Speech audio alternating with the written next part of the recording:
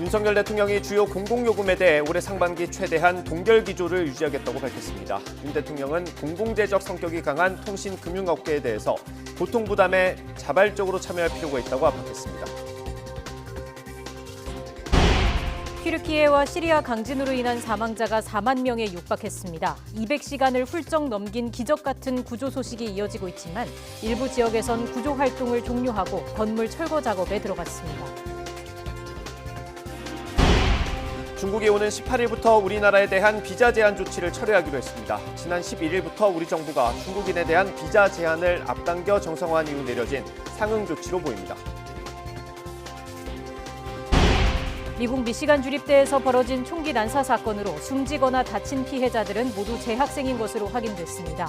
바이든 대통령은 공격용 총기 판매를 금지하는 총기 규제안을 조속히 처리해달라고 의회에 촉구했습니다. 뉴스앤 이슈 2부 시작합니다.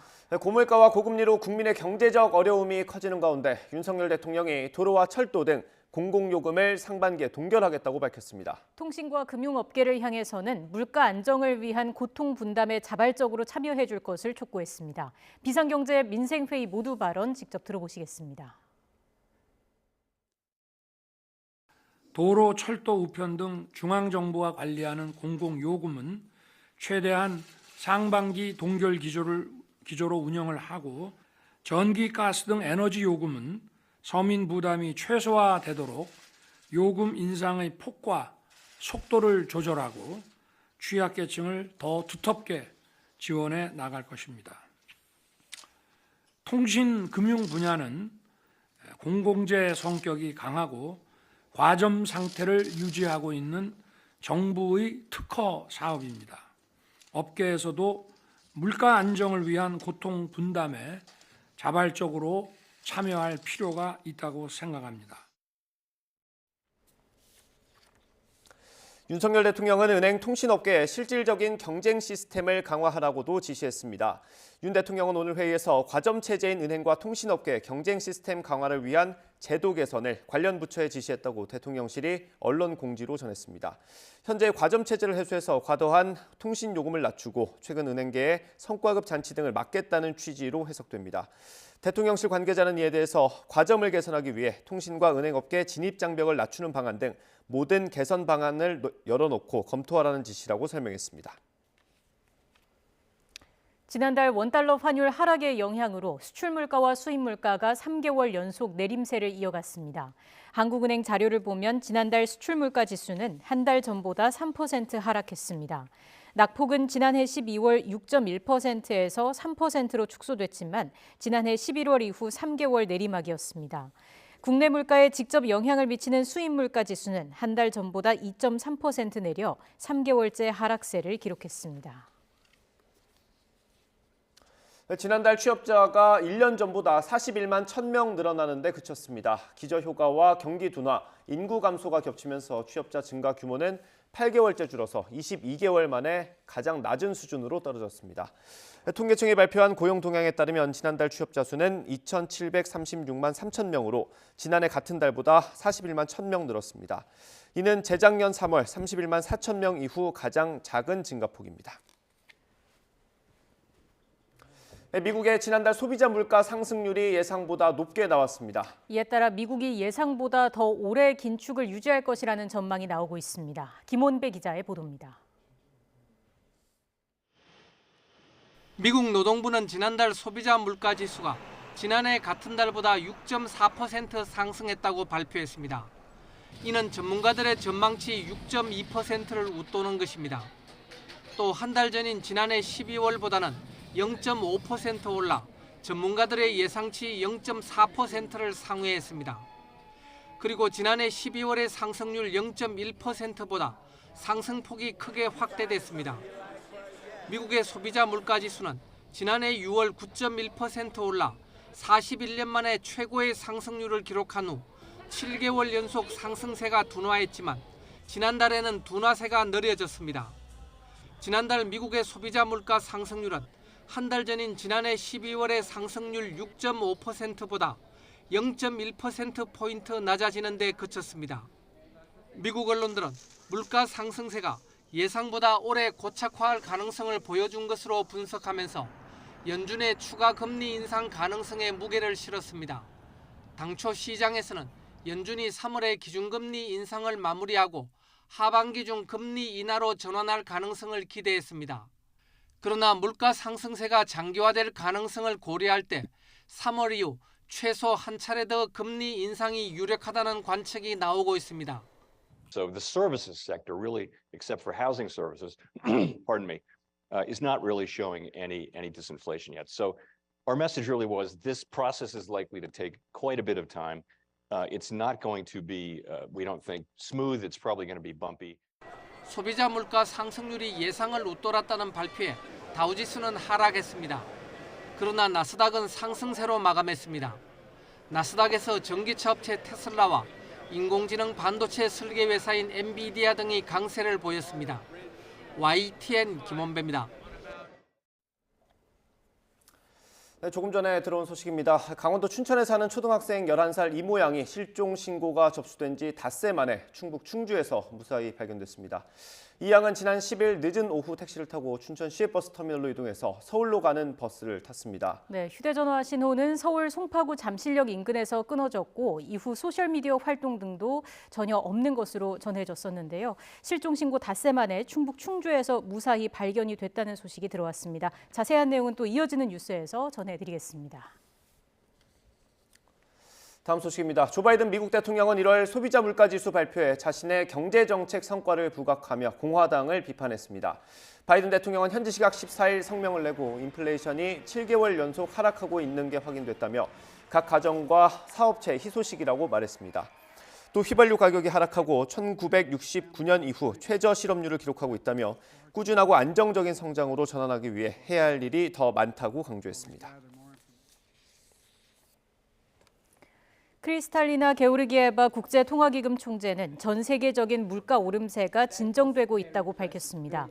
게오르기에바 총재는 아랍에미레이트 두바이에서 열린 회의에서 생계비 문제를 해결할 기회가 왔다며 터널 끝에서 빛이 보인다고 평가했습니다.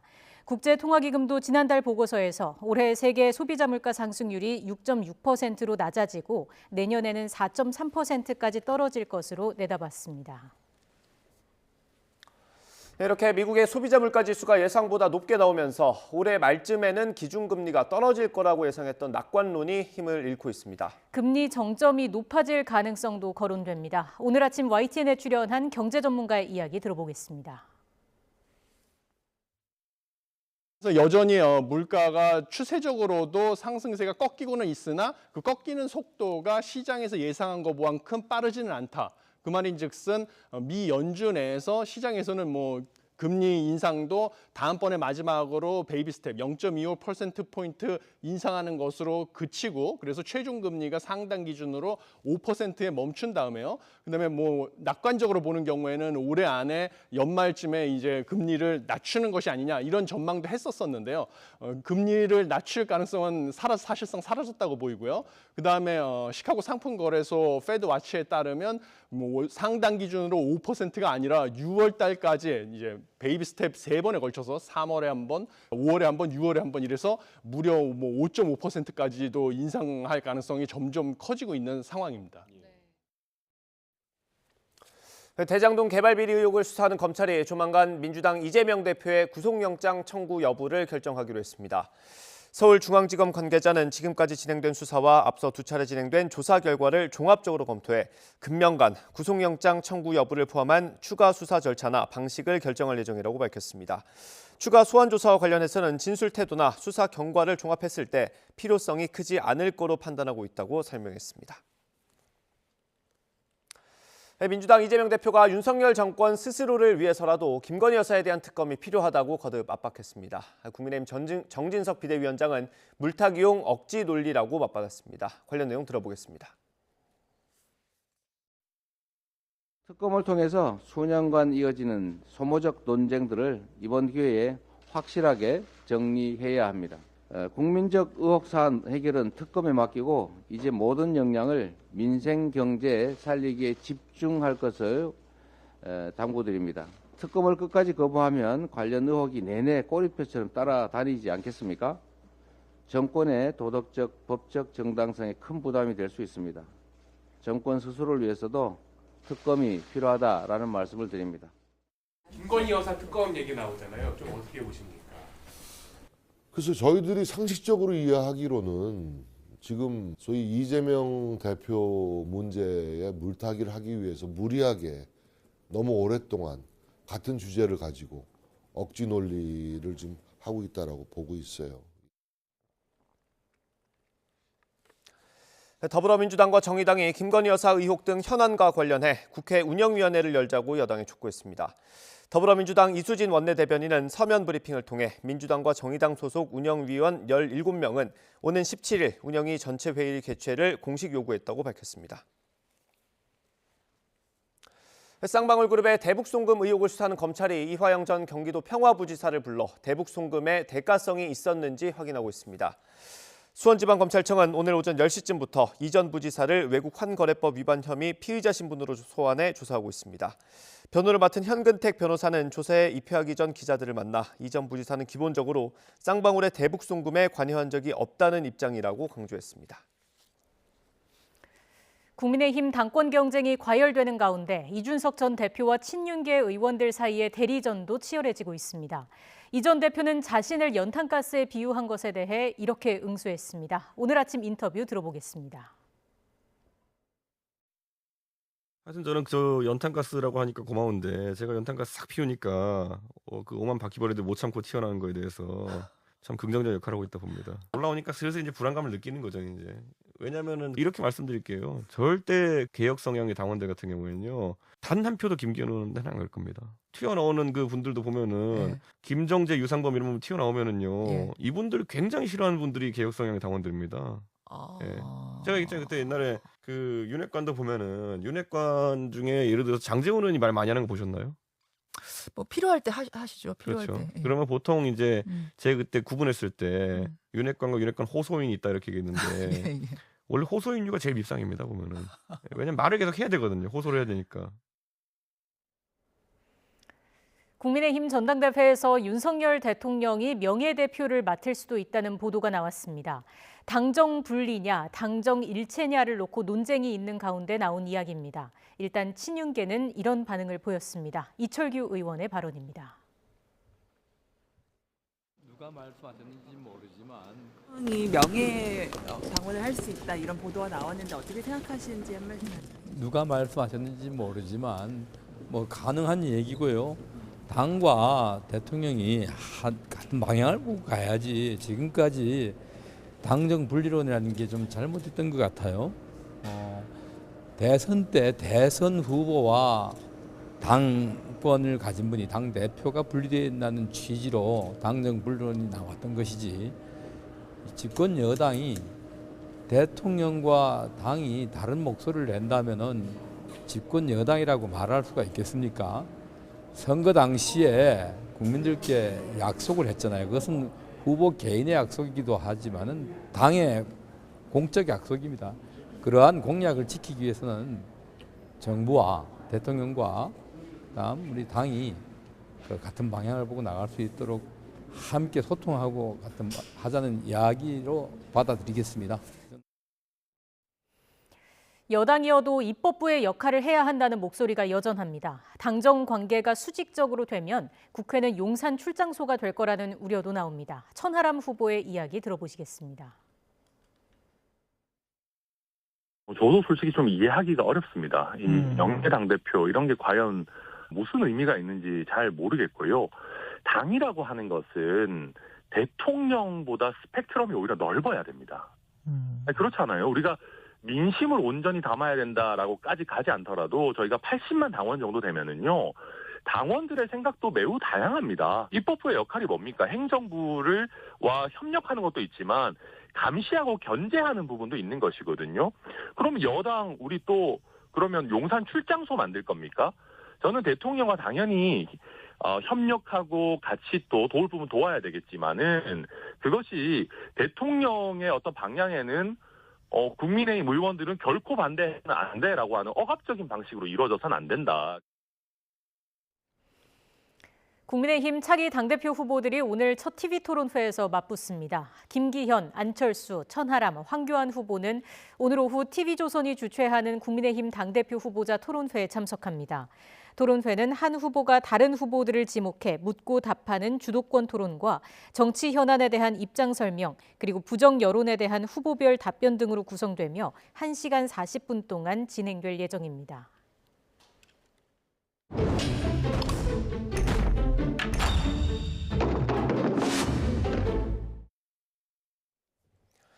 국민의힘 태영호 의원이 제주 4.3 사건은 북한 김일성 지시로 촉발됐다고 주장해서 논란입니다. 저희 취재진이 관련법과 보고서를 통해 이 발언이 사실인지 검증했습니다. 신지원 기자가 취재했습니다. 국민의힘 전당대회 첫 합동 연설회 참석차 제주를 찾은 태영호 국민의힘 의원. 자신의 SNS에 제주 호국원에서 무릎 꿇은 사진을 올리며 제주 4.3 사건이 명백히 북한 김일성의 지시에 의해 촉발됐다고 주장했습니다. 제주 4.3 사건 희생자 단체들은 즉각 공동성명을 냈습니다. 태 의원이 낡아빠진 색깔론으로 국민을 현혹하려 한다며 4.3 사건을 폭동으로 폄훼해온 극우 논리와 다를 게 없다고 비판한 겁니다. 제주 4.3 사건의 진상규명을 위한 노력은 20년 넘게 이어지고 있습니다. 지난 1999년 12월 특별법이 제정돼 이듬해 1월 공포됐는데 특별법은 제주 4.3 사건을 1947년 3월 1일을 기점으로 1948년 4월 3일 발생한 소요 사태, 그리고 1954년 9월 21일까지 제주도에서 발생한 무력 충돌과 진압 과정에서 주민들이 희생당한 사건으로 정의하고 있습니다. 이 법률을 근거로 진상조사위원회가 꾸려졌고 보고서가 발간됐습니다. 진상보고서 본문에는 김일성이라는 이름이 3차례 등장합니다. 1947년 2월 23일 제주도 민전 결성식에서 김일성이 당시 소비에트 연방 총리였던 스탈린, 독립운동가 박헌영 등과 함께 명예의장으로 추대되었다는 대목과 극우단체 서북청년회 출신으로 월남 이후 제주도민 진압에 동원됐던 한 경찰의 진술, 경찰의 고문으로 자백을 했다고 주장한 피해자 진술에서 고문의 한 종류로 언급된 게 전부입니다. 북한 개입설 발언에 대한 논란이 거세지자 태 의원은 북한 대학생 시절부터 4.3 사건을 유발한 장본인이 김일성이라고 배워왔다고 거듭 주장했습니다.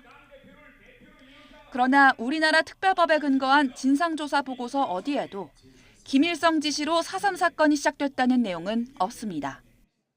일부 보수단체들이 진상보고서가 가짜라고 주장하며 행정소송과 헌법소원을 제기했지만 모두 받아들여지지 않았습니다. 제주 4.3 사건으로 인한 희생자는 3만여 명으로 추정됩니다. 군사정권 시기 북한 사주에 의한 폭동으로 규정돼 금기시됐지만 노무현 정부 들어 대통령이 처음으로 공식 사과했습니다. 박근혜 정부는 4월 3일을 국가 공식 추념일로 지정했습니다. 윤석열 대통령은 보수정당의 대통령이나 대통령 당선인 가운데 처음으로 추념식에 참석하기도 했습니다. 무고한 희생자들을 국민과 함께 따뜻하게 보듬고 아픔을 나누는 일은 자유와 인권이라는 보편적 가치를 지향하는 자유민주주의 국가의 당연한 의무입니다. 진보 보수 정권 가릴 것 없이 진상규명과 희생자 명예회복 노력이 이어진 가운데 제주 4.3 사건이 북한 김일성 지시로 촉발됐다는 태영호 의원의 주장은 사실로 보기 어렵습니다. YTN 신지원입니다. 더불어민주당은 제주 4.3 사건이 김일성 지시로 촉발됐다고 말한 국민의힘 태영호 의원을 국회 윤리위원회에 제소했습니다. 위성곤 원내 정책수석과 제주지역구 송재호, 김한규 의원은 오늘 국회의안과에 태 의원의 징계안을 제출했습니다. 위 수석은 제주 4.3 진상보고서를 보면 군경 등의 진압으로 양민이 희생된 사건으로 결론이 내려졌는데 태 의원이 사과는커녕 4.3 희생자와 국민을 모독하고 있다고 지적했습니다.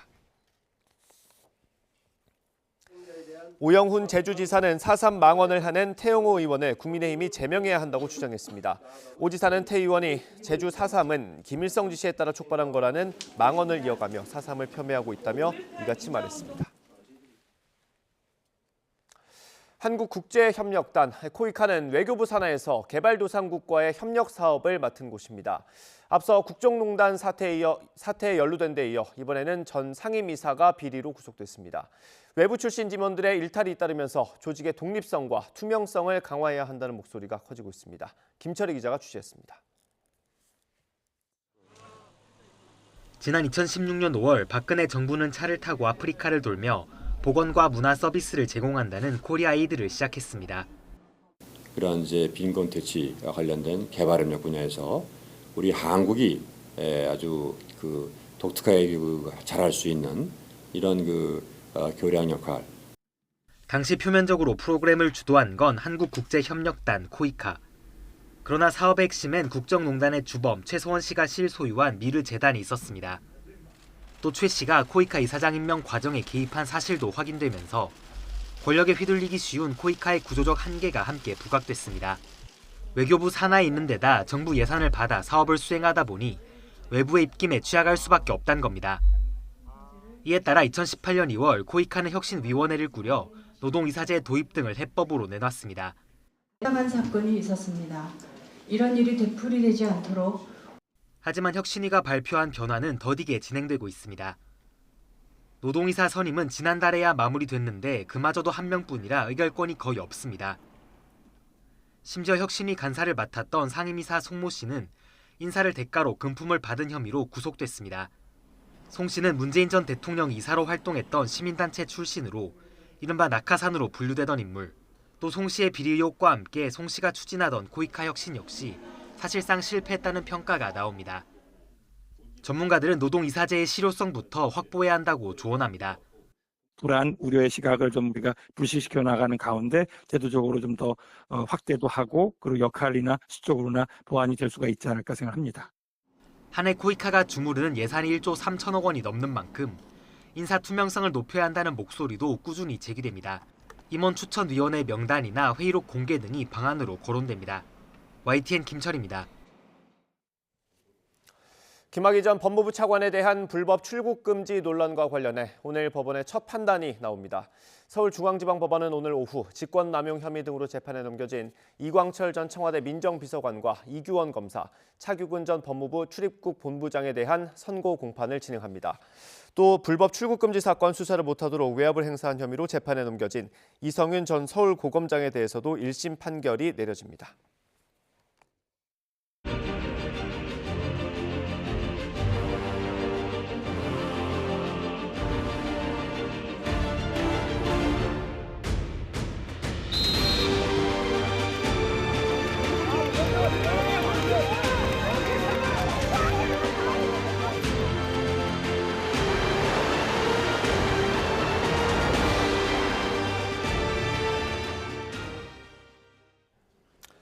튀르키예와 시리아의 강진 사망자가 4만 명에 육박하고 있습니다. 하지만 잔해 속에서 무려 200시간가량을 버틴 생존자들의 기적 같은 구조 소식도 이어지고 있습니다. 김상우 기자입니다.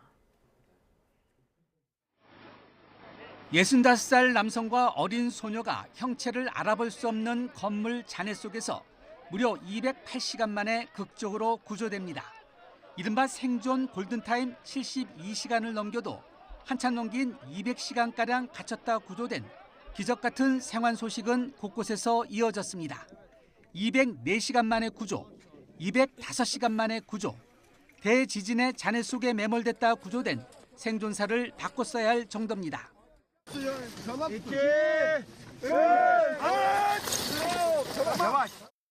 앞서 18살의 매몰자도 198시간 만에 튀르키예 아디야만주의 건물 잔해에서 구조됐습니다. 카흐라 만만 나슈에서도 두 형제가 역시 198시간 만에 무너진 건물 밖으로 나왔습니다. 기적 같은 생還소식이 이어지고 있지만 구조 작업보다 복구 작업으로 전환되기 시작해서 생존자 추가 발견 가능성은 줄어들고 있습니다. 유엔은 이제 매몰자 구조보다 생존자 구조의 시간이라고 밝혔습니다. Aid must get through from all sides to all sides through all routes without any restrictions. 튀르키예와 시리아에서의 사망자가 수만 명으로 급증한 가운데 일부 지역에선 구조 작업을 종료하고 건물 철거 작업에 들어갔습니다. 유엔의 지적처럼 튀르키예에서만 100만 명 이상이 대피소에서 고통스러운 나날을 보내는 등 2차 재난 우려도 커지고 있습니다. الناس اللي مأوى بخيمة بس خيمة وأكل وشرب أكثر من هيك شو احتياجاتنا بعد بدنا بيوت بس. 밤낮으로 온 힘을 다한 구조대 등은 매몰자를 구하고 감격에 겨워 서로 포옹하고 환호했지만 구조 작업이 사실상 종료 단계에 접어들어 기적 같은 소식은 점점 멀어지고 있습니다. YTN 김상호입니다. 시리아 서북부 반군 장악 지역에서 활동하는 민간 구조대 하얀 헬멧이 지진 피해 지역에서의 생존자 구조 활동을 조만간 종료한다고 밝혔습니다. 하얀 헬멧 대표는 현지 시각 14일 로이터 통신에 현장 상황이 생존자가 더는 없다는 걸 보여주지만 우리는 모든 곳에서 최종 점검을 하고 있다고 말했습니다. 그러면서 생존자를 찾는 작업은 이제 곧 끝날 거라고 덧붙였습니다.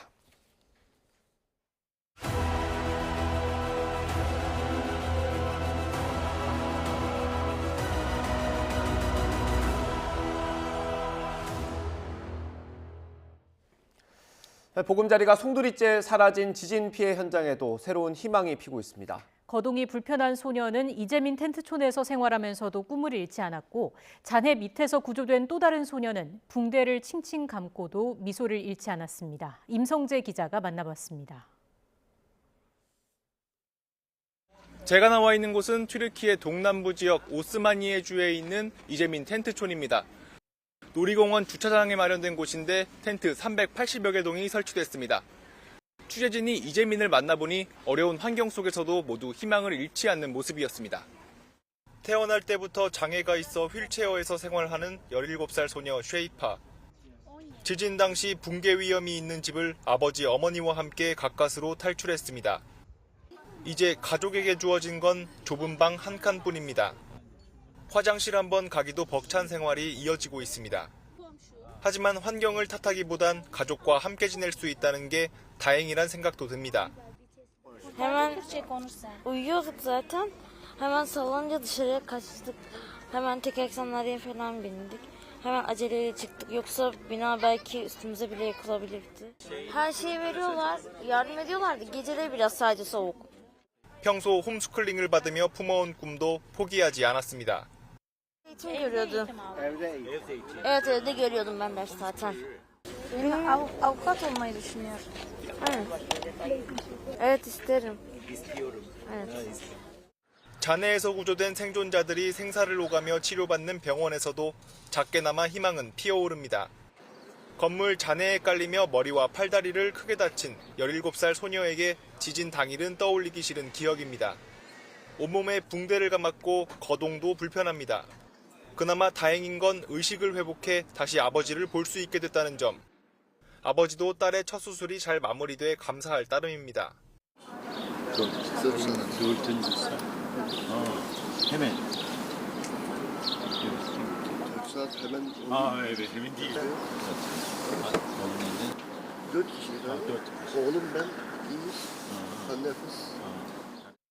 삶의 터전을 통째로 앗아간 강진. 절망 속에서도 튀르키예인들은 삶의 의지를 새싹처럼 피우고 있습니다. YTN 임성재입니다.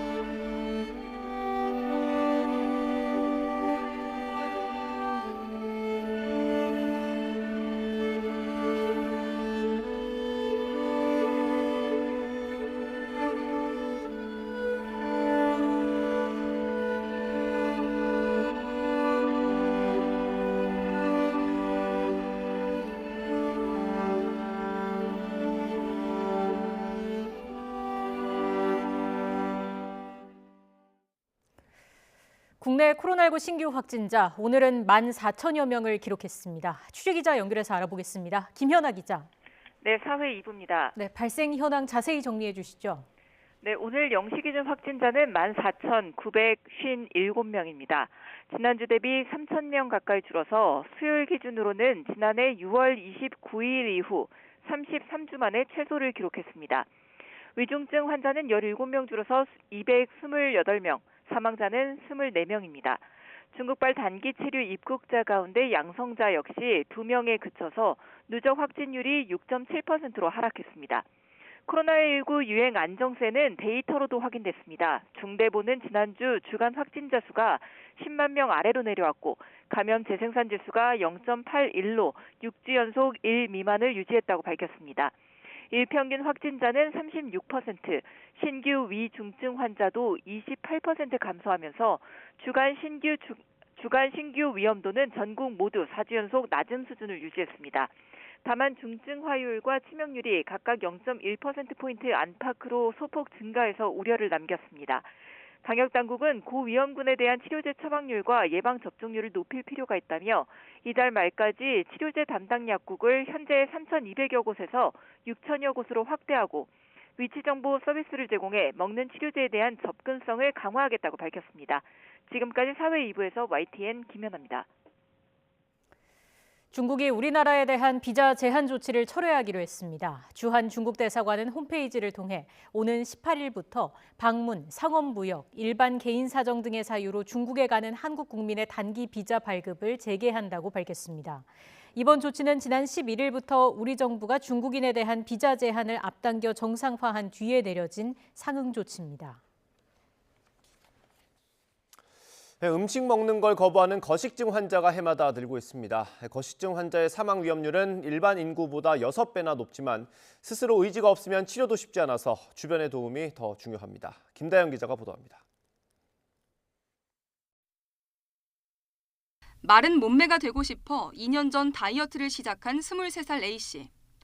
언젠가부터 음식을 보면 두려운 마음마저 들었고 결국 심각할 정도로 먹는 걸 거부하는 거식증이 찾아왔습니다. 키가 172cm인데 한때 몸무게가 40kg까지 빠지기도 했습니다. 초콜릿은 당이잖아요.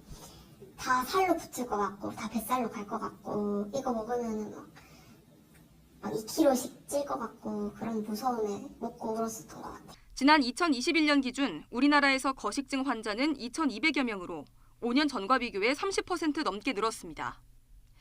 심지어 10대 청소년을 중심으로 거식증을 옹호하는 이른바 프로아나까지 생기며 우려하는 목소리가 큽니다.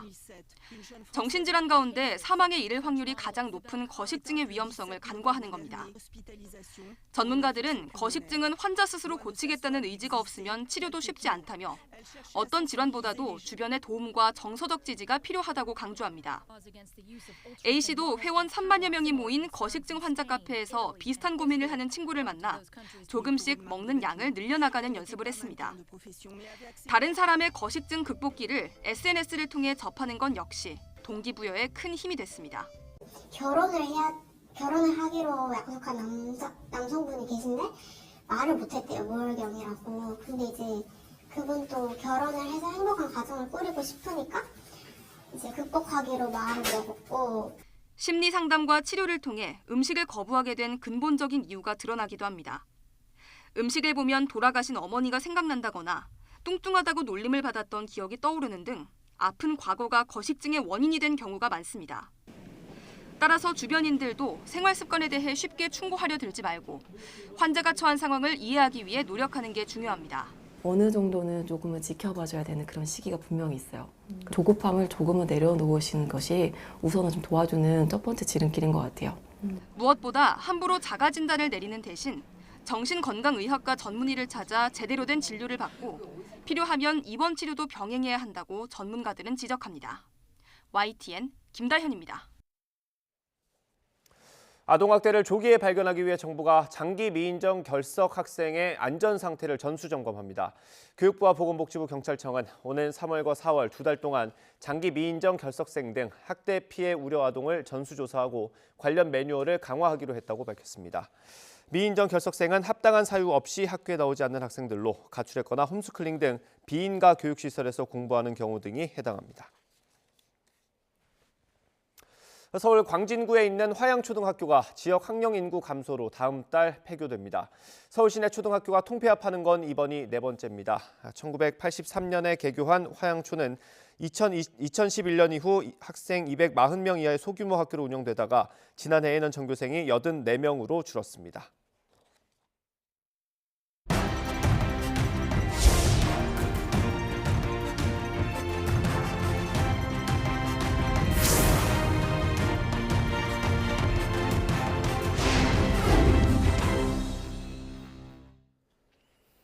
미국 대학 캠퍼스 안에서 또 총기 난사 사건이 벌어져 학생 8명이 숨지거나 다쳤습니다. 바이든 대통령은 공격용 총기 판매를 금지하는 총기 규제안을 조속히 처리해달라고 의회에 촉구했습니다. 워싱턴 권준기 특파원입니다. 학교 건물 밖으로 우르르 뛰쳐나오는 학생들. 총격 사건이 벌어진 대학 건물 전체를 경찰차가 에워쌌습니다. 미시간 주립대에서 총기 난사 사건이 발생한 건 현지 시각 13일 밤. 총을 든 괴한이 학교 건물에서 총을 쏴 재학생 3명이 숨지고 5명이 다쳤습니다. All 3 deceased were MSU students. We can also confirm at this time that all 5 of the injured victims at the hospital were also MSU students. 용의자인 43살 앤서니 맥레는 경찰과 대치 중에 스스로 총을 쏴 숨졌습니다. 경찰은 용의자가 학교 교직원도 학생도 아니라며 왜 미시간 주립대를 범행 장소로 골랐는지 의문이라고 밝혔습니다. We have absolutely no idea what the motive was at this point. We can confirm that the 43-year-old suspect had no affiliation to the university. 바이든 대통령은 잇따른 총기 난사 사건에 의회가 행동에 나설 것을 촉구했습니다. 총기 구매자에 대한 신원조회와 공격용 총기 판매 금지 등 총기 규제법을 서둘러 통과시켜야 한다는 겁니다. And it's a family's worst nightmare. It's happening far too often in this country. We have to do something to stop gun violence ripping apart our communities. 4명 이상 사상자가 발생한 총격 사건을 총기 난사로 분류하는데 이번 미시간 주립대 사건은 올해 들어서만 67번째 총기 난사로 집계됐습니다. 미국에선 이틀에 3건씩 총기 난사가 발생하고 있다는 얘기입니다. 워싱턴에서 YTN 권윤기입니다. 미국은 미국이 지구촌에 정찰풍선 감시망을 구축했다며 오늘도 상호 비방전을 이어갔습니다. 이번 주말 양국 외교수장이 독일 뮌헨 안보회의에 나란히 참석하는데 풍선 전쟁의 출구를 찾기 위한 만남이 이루어질지 관심입니다. 베이징 강정규 특파원입니다. 단 하나의 풍선도 날려보내지 않았다는 미국의 반박에 중국은 재반박을 이어갔습니다. 지난해 5월 이후 미국 풍선이 최소 10차례 이상 중국 영공에 무단 침범했다고 맞받아친 겁니다. 또 미국이 1997년부터 풍선을 개발해 오다가 작년에 군사 목적으로 전용했다고 주장했습니다. 可用于跟踪中国和俄罗斯的高超音速战略巡航导弹. 구체적 근거를 제시하진 않았습니다. 미국 정치 전문 매체 폴리티코의 보도를 그대로 인용한 수준이었습니다. 미국도 마찬가지입니다. 중국이 5대륙 40여 개국에 걸쳐 풍선 정찰망을 구축했다며 판을 키웠지만 그 내막을 들춰보면 중국 인터넷을 뒤져서 찾은 내용 정도입니다. 이번에 미국이 제재한 6곳 가운데 한 업체의 풍선 개발 과정에 대한 과거 보도를 다시 꺼내 거대한 음모처럼 부풀리는 시기입니다.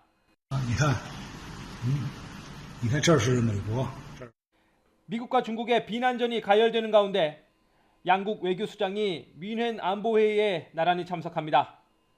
이른바 풍선 전쟁의 출구를 모색할 거란 기대와 함께 자칫 갈등이 더 깊어질 수 있다는 우려가 엇갈립니다. I know there's been a report about a potential meeting in Munich, but I have nothing to announce today. 미중 간 외교 담판이 성사되기 전까지 협상력을 키우기 위한 풍선 난타전은 더 거세질 전망입니다. 베이징에서 YTN 강정규입니다. 정찰 풍선 사태를 계기로 미중 갈등이 심화하는 가운데 중국과 이란이 정상회담을 갖고 미국 견제에 힘을 모으고 경제 등의 분야에서 협력을 강화하기로 했습니다. 중국 외교부 홈페이지와 로이터 통신 등 외신 보도를 보면 시진핑 중국 국가주석은 어제 국빈 자격으로 방중한 세예드 에브라힘 라이시 이란 대통령과 베이징에서 정상회담을 가졌습니다. 이 자리에서 시 주석은 중국은 이란이 민족 존엄을 수호하는 것을 지지하고 일방주의에 저항하는 것을 지지한다고 말했고, 이에 라이시 대통령은 이란과 중국은 외부 세력의 내정 간섭에 결연히 반대한다고 화답했습니다.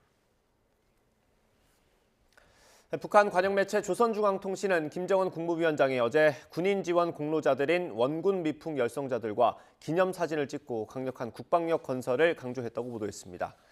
김 위원장은 사진 촬영에 앞서 강력한 국방력 없이 강국 건설을 생각할 수 없다는 걸 누구보다 절감하고 있기에 자식들을 모두 방선 초소에 세우고 원군길을 묵묵히 걷고 있다고 밝혔습니다. 정부는 이달이나 다음 달쯤 한미 군사훈련을 계기로 북한이 무력 도발을 할 가능성이 있는 것으로 내다봤습니다. 통일부는 국회 외교통일위원회 업무보고 자료에서 북한 김정은 국무위원장이 대미 강경 입장을 지속하는 가운데 중국, 러시아와 관계를 강화하고 있다며 이같이 밝혔습니다. 통일부는 올해 올바른 남북관계를 구현하기 위해 윤석열 정부의 비핵화 로드맵인 담대한 구상 이행을 본격화하겠다고 밝혔습니다. 통일부는 국회 외교통일위원회 업무보고 자료에서 억제, 단념을 통한 접근과 함께 북한과의 대화를 위한 노력도 꾸준히 전개하겠다며 이같이 설명했습니다. 남북 대화의 돌파구를 마련하기 위해선 민간 대북 접촉 지원, 국제기구 등을 통한 남북 간 직간접 접촉을 모색하겠다고 밝혔습니다. 러시아가 우크라이나 침공 1년을 맞아 대공습에 나설 것으로 예상되는 가운데 나토 각국이 우크라이나 지원에 속도를 내고 있습니다. 미 국방장관은 우크라이나가 오는 봄에 러시아에 대한 반격을 개시할 것으로 예상한다며 지원을 약속했습니다. 다만 전투기 지원에는 여전히 신중한 입장입니다. 이종수 기자입니다. 미국 등 서방 국방장관들이 우크라이나 지원 방안 논의를 위해 함께했습니다. 북대서양조약기구 나토 사무총장은 레오파르트, 주력전차 등 핵심 역량의 우크라이나 신속 지원을 강조했습니다. 50여 개국이 참여하는 우크라이나 국방연락그룹 회의를 주재한 로이드 오스틴 미 국방장관은 우크라이나가 반격에 나설 것이라며 올봄 공습 개시를 예상했습니다. We expect to see them conduct an offensive sometime in the spring. 미 당국자들은 러시아가 공세에 나서고 우크라이나가 반격에 나설 것으로 보이는 올봄이 중요 시점이 될 것으로 예측해왔습니다. 오스틴 장관은 각국이 지원할 예정인 무기체계와 연계한 통합 우크라이나군 훈련 계획 방안도 논의했다며 우크라이나의 공습이 효과를 내도록 지원할 것이라고 말했습니다. 하지만 전투기 지원 논의 여부에 대해서는 발표할 내용이 없다며 신중한 모습을 보였습니다. 마크 밀린 미 합참의장은 러시아가 현재 우크라이나 돈바스 지역에서 대단히 고전하고 있다면서 러시아가 패배했다고 강한 어조로 말했습니다. And Russia is now a global pariah. Russia has lost. They've lost strategically, operationally, and tactically. 미 당국에 따르면 이탈리아와 프랑스는 우크라이나의 방공 시스템 지원을 공식화했습니다. 프랑스는 우크라이나 지원을 위해 호주와 함께 155mm 포탄 생산을 확대하기로 했고 노르웨이는 향후 5년간 75억 유로, 약 10조 2천억 원 규모의 군사 민간 지원 방침을 발표했습니다. YTN 이종수입니다.